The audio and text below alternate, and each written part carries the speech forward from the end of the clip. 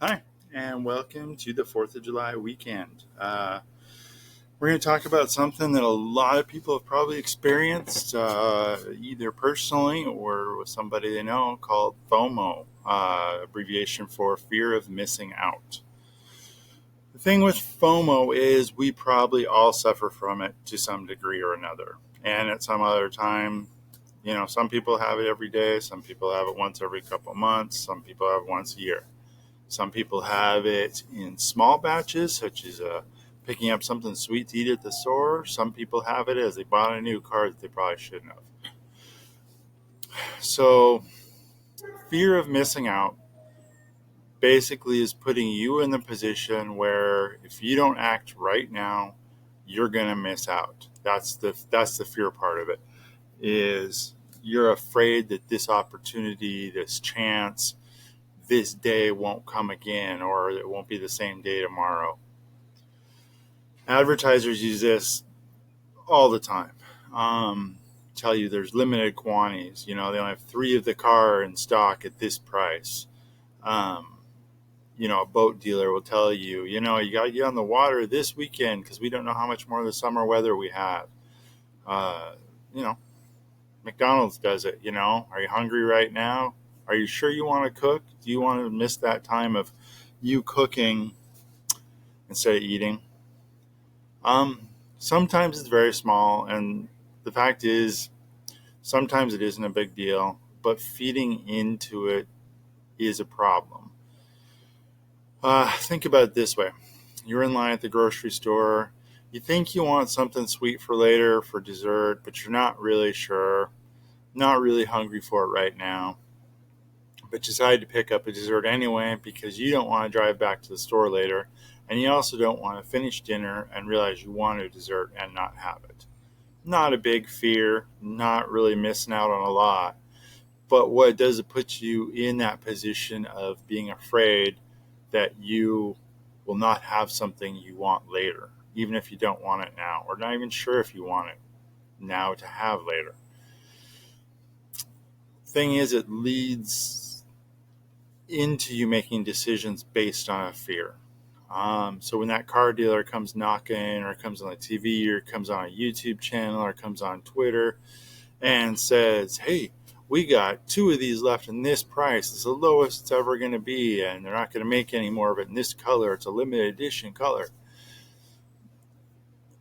If you're used to reacting to that fear of not having an opportunity later in life, it puts you in an anxious state where you feel like you need to make decisions now. You don't research things, you don't look into things, you don't set parameters and goals and define boundaries where you will stay true to yourself.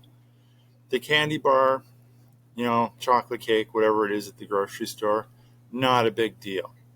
But what it does to you psychologically is if you're afraid they're not going to have that cake later and you're going to want it, that's going to put you in that position of anxiousness, of not thinking things through.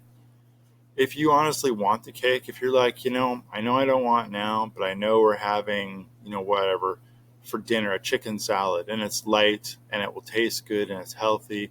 So you feel good about yourself, but you also know it's not filling enough to get you through the end of the night. And you think, I'm going to want a piece of chocolate cake after that.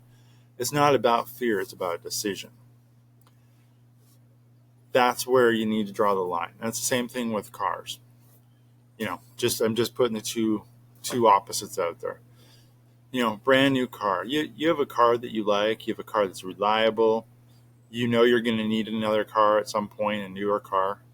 And you tell yourself, I'm not going to go over this price point. I'm not going to pay more than this much monthly for it. It has to have these features, and I'm not buying it for another 6 months because I want to pay off my credit cards. Those are your boundaries. Those are your decisions. As soon as that ad comes on the radio, it doesn't matter if it's a good deal or not. The fact is, if you're deciding to break your own rules, your own promises to yourself, it puts you in a state of dependency on that fear. You need to do it now because you might miss out. Completely different than at the end of that 6 months, you've paid off the bills and you go buy that car, you know, or at the end of that 6 months, you've already set the price you're going to pay. You're not going to pay for, let's say, $15,000. And you go in there and it's priced at 20,000 and there's no sales going on. You talk them down to 17,000. And then they get you in that point where they go, wow, it's the last one. They're not going to make these next year in this color. I know that's your favorite color. And they put you in that fear mode of you're not going to get the car you want. You're not going to get the color you want. And so you end up paying that 17,000 because of the fear. Okay. Now, this has nothing to do with not getting what you want. But if you want the car at 15,000, you want it in red, you want it with these options, you want it at this payment and this interest rate, you should get that. You should, as long as it's reasonable, obviously.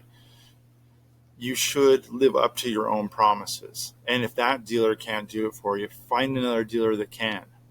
And if you have another color you're willing to accept when you started this process, like you wanted red, but you'll take a burgundy, you'll actually take this dark blue they make, that's a decision you've made.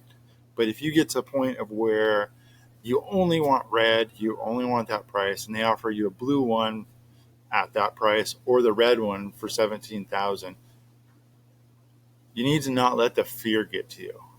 You need to pull it back a little bit. Leave the dealership that day. Think about it. This is what I want. Research it. See if there's another dealer. Let them say, that guy walked away, that girl walked away and said, I'm not buying it for 17,000. I'm not buying the blue one because that's not what I want. You can't let the fear be your deciding factor.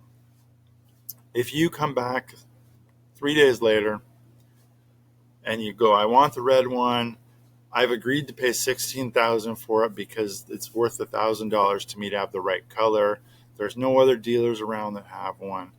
You've made a decision. It's not fear-based. You know what your options are. You know what the possibility of you missing out on something you want is, but you're not doing it out of fear. I have to do it now. I have to do it right this second or I'm going to lose out. You need to make those decisions to come home and do your research and find out. Now, obviously, you're not going to come home and research whether you want a cake or not, but you need to think about the decision of it. What are you going to decide to do based on what matters to you, as opposed to being anxious and fearful and over-energized and worried and scared, because it does lead into future decisions the same way. And it could be relationships, could be jobs, could be buying a home, could be buying a car, could be buying a boat, could buy anything.